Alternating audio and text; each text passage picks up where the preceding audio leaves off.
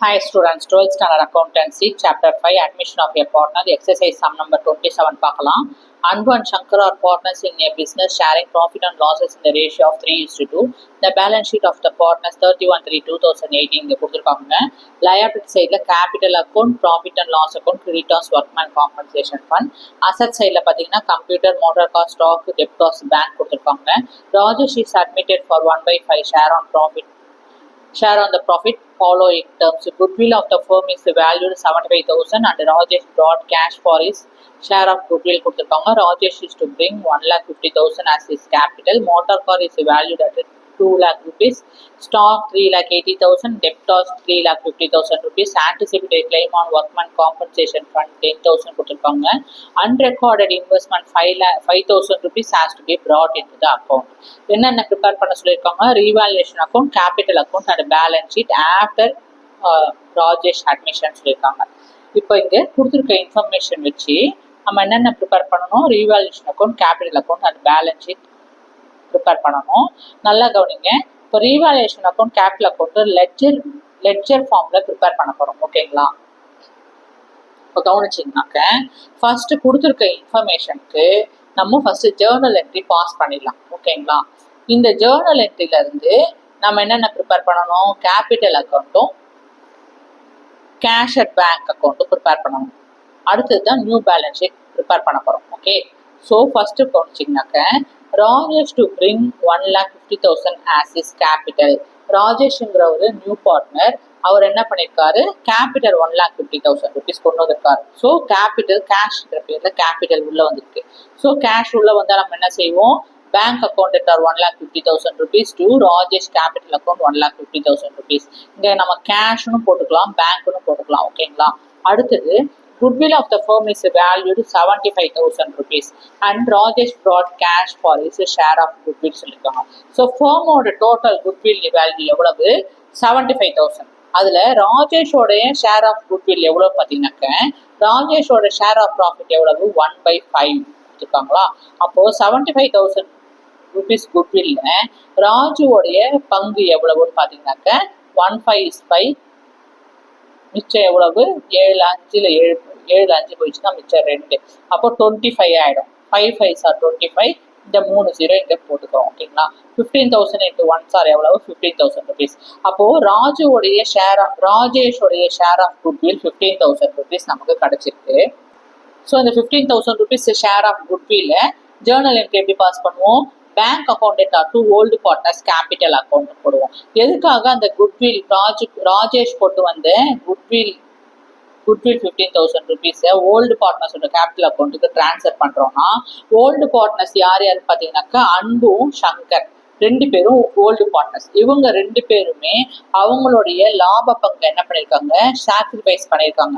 அவங்க 2 பேரும் old partners sacrifice பண்ண லாப பங்குல தான் ராஜேஷ்ங்கிற நியூ பார்ட்னருக்கு 1/5 ஷேர் ஆஃப் ப்ராஃபிட் கிடைச்சிருக்கு. ஓகேங்களா?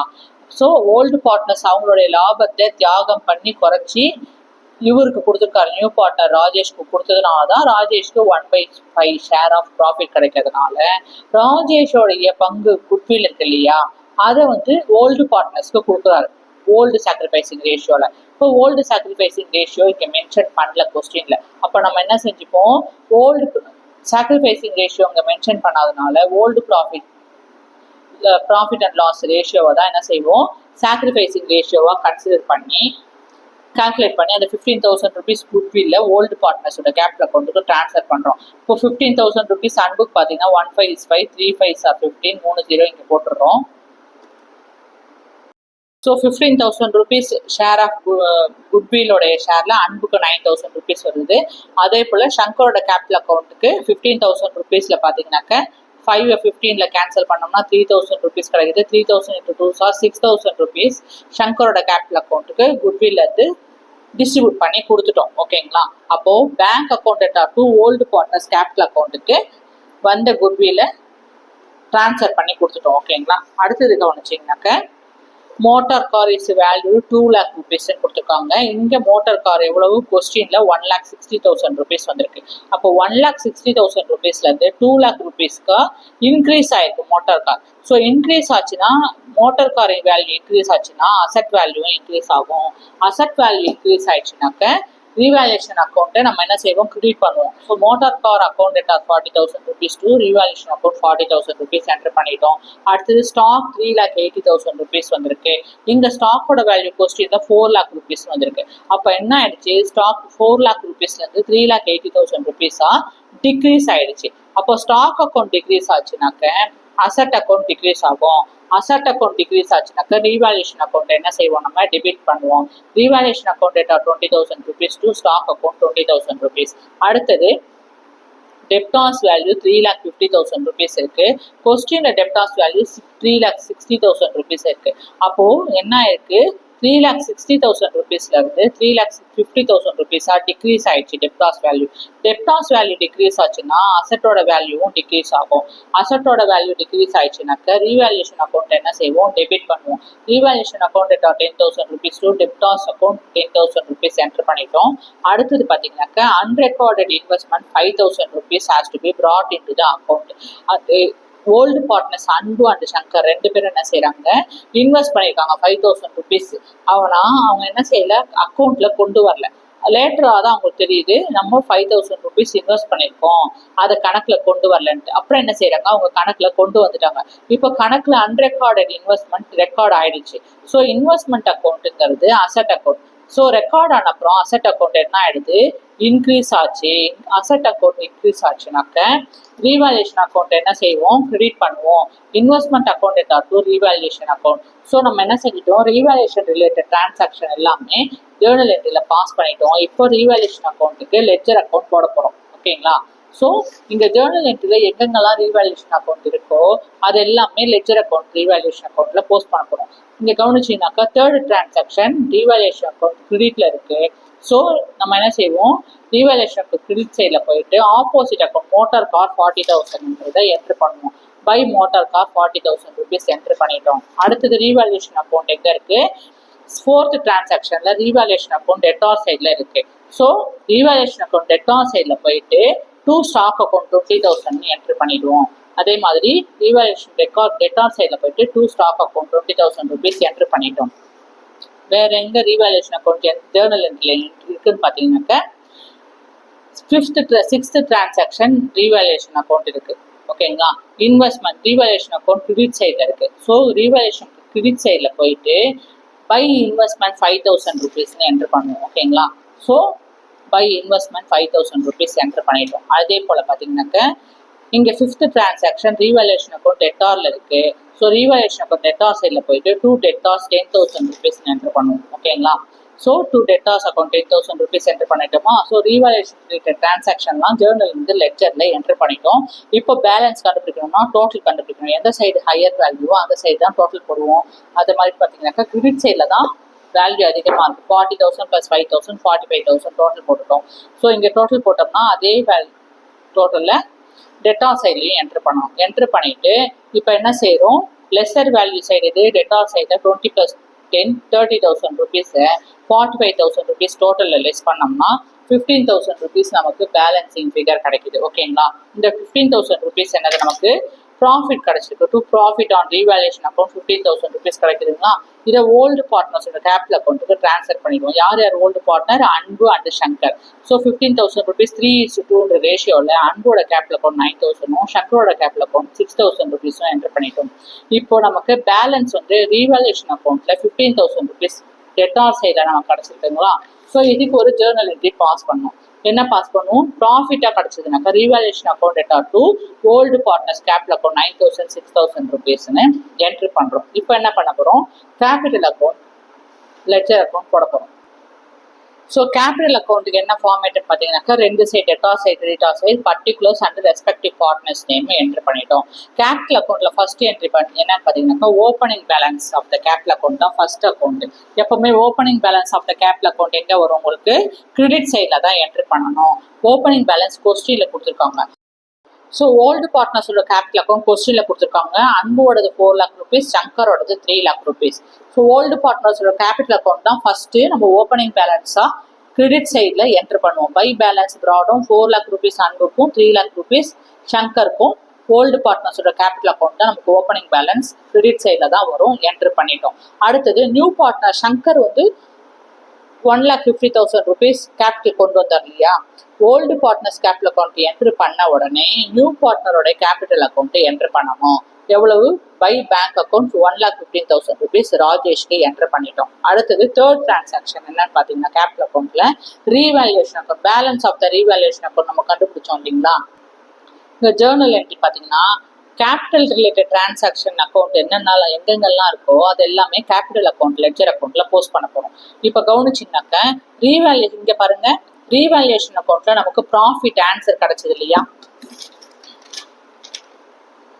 நமக்கு ரீவேல்யூஷன் அக்கௌண்ட் ப்ராஃபிட் டெபிட் சைட்ல 15,000 rupees கிடைச்சது இல்லையா. அது ஓல்டு பார்ட்னர்ஸோட கேபிட்டல் அக்கௌண்ட்டுக்கு நம்ம என்ன பண்ணிட்டோம், டிரான்ஸ்ஃபர் பண்ணிட்டோம். அப்போ revaluation account to old partners capital அக்கௌண்ட்டுங்களா. இங்கே old partners capital account credit சைட்ல இருக்கு. ஸோ கேபிட்டல் அக்கௌண்ட் கிரெடிட் சைட்ல போயிட்டு ரீவேல்யூஷன் அக்கௌண்ட் 9,000 6,000 rupees ஓல்டு பார்ட்னர்ஸுக்கு காலம்க்கு நேரம் என்டர் பண்ணிடணும். So as per the format capital account credit சைடில் போயிட்டு பை ரீவேல்யூஷன் அக்கௌண்ட் என்ட்ரு பண்ணி 9,000 rupees அன்புக்கும் 6,000 rupees சங்கரோட கேபிட்டல் அக்கௌண்ட்டையும் என்ட்ரு பண்ணிட்டோம்.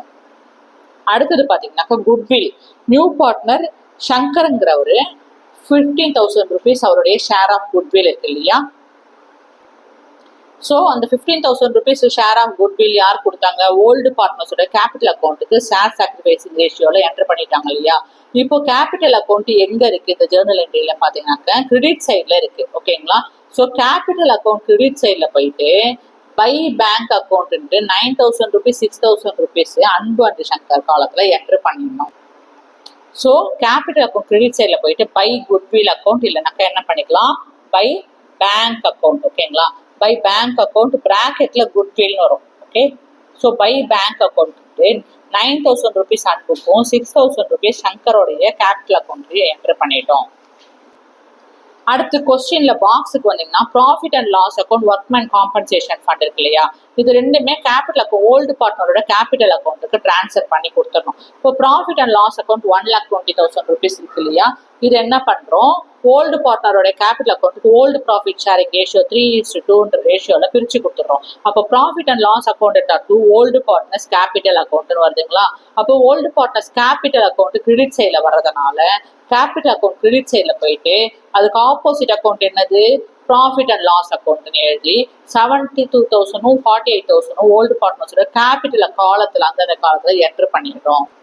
ஸோ கேபிட்டல் அக்கௌண்ட் கிரெடிட் சைடில் போயிட்டு by profit and loss account 72,000 அன்போட காலத்துலையும் 48,000 சங்கரோட காலத்துலையும் கேபிட்டல் அக்கௌண்ட்ல என்ட்ரு பண்ணிட்டோம்.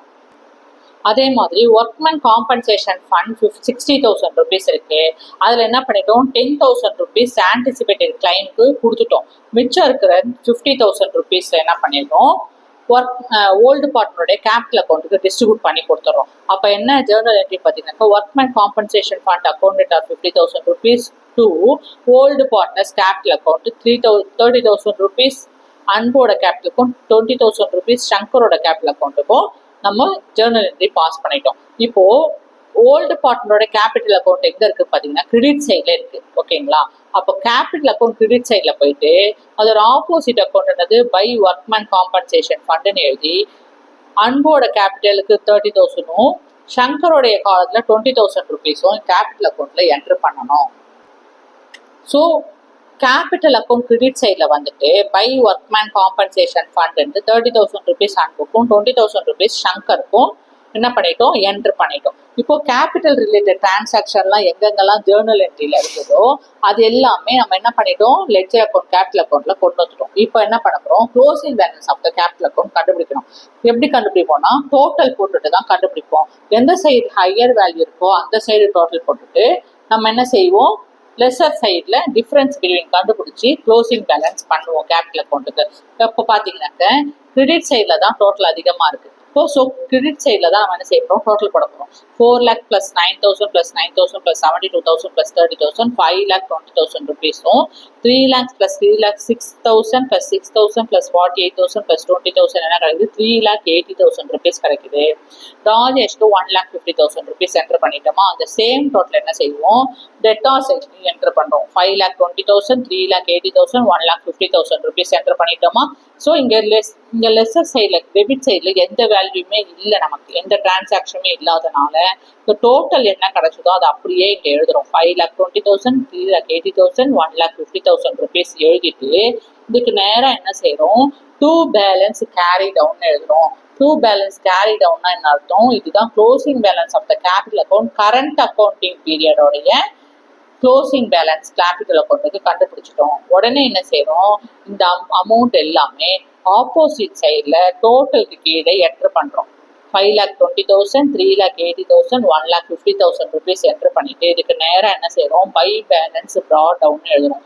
அப்படின்னா என்ன ஆகுதுனாக்கா, இதுதான் opening balance of the capital account next accounting பீரியடோடைய opening balance of the capital account போட்டு முடிச்சிட்டோம். ஸோ கேபிட்டல் அக்கௌண்ட் ப்ரிப்பேர் பண்ணிட்டோம். அடுத்தது cash at bank account ledger account post பண்ண போறோம். ஓகேங்களா. இப்போ கொஸ்டின்ல கேஷ் அட் பேங்க் அக்கௌண்ட் கொஸ்டின்ல கொடுத்துருக்காங்க. பேங்க் பேலன்ஸ் எவ்வளவு கொடுத்துருக்காங்க, 40,000 rupees கொடுத்துருக்காங்களா. இதுதான் என்னது, நமக்கு opening balance of the bank account. ஓகேங்களா.